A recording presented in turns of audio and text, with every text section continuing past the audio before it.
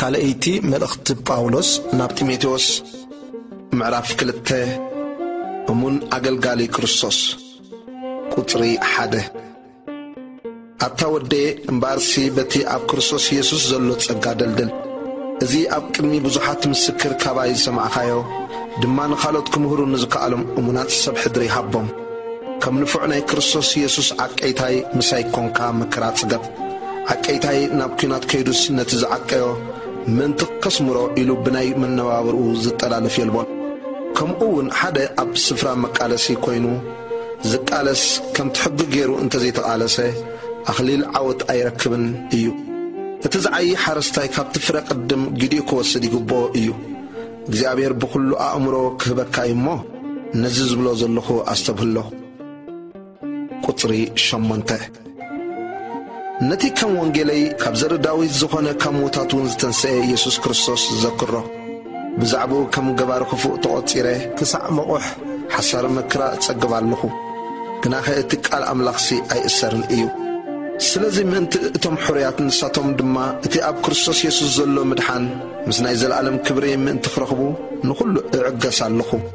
እሙን ቃል እዩ ምስኡ እንተሞትናስ ምስኡ ኸዓ ብህይወት ክንነብር ኢና እንተ ተዓገስና ምስኡ ኸዓ ክንነግስ ኢና እንተ ካሕድናዮ ንሱን ክሕደና እዩ ንሕና እንተ ጠለምናዮ ንሱን ንርእሱ ክኽሕድ ኣይከኣለን እዩ እሞ እሙን ኮይኑ እዩ ዝነብር ዝተመስከረሉ አገልጋሊ ክርስቶስ ቁጥሪ 14 ነቶም ሰምዕዎ ዘስሕቶም ረብሓ ብዘይብሉ ቃል ከይባእሱ ኣብ ቅድሚ እግዚአብሔር እናመስከርካ እዚ ኣዘክሮም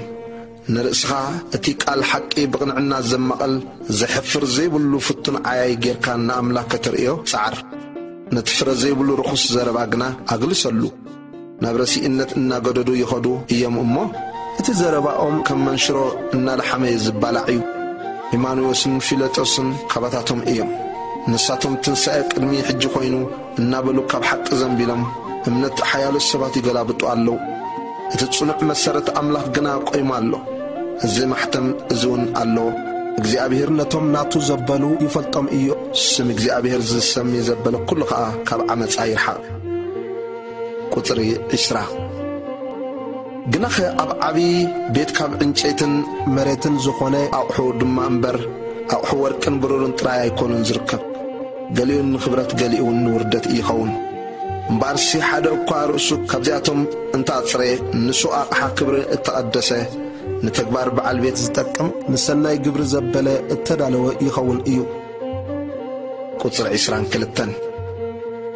ካብ ትምኒት ጉብዝና ህደም ምስቶም ብንጹህ ልቢን እግዚአብሔር ዝጽውዕዎ ከዓ ኣሰኣሰር ጽድቅን እምነትን ፍቕርን ሰላምን ሰዓብ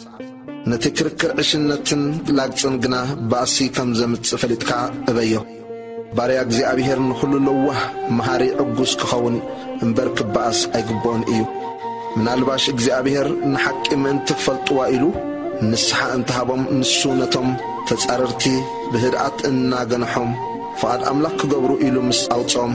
ንሳቶም ካብ መፈንጥራ ዲያብሎስ ኣምሊጦም ናብ ልቦም ይምለሱ እዮም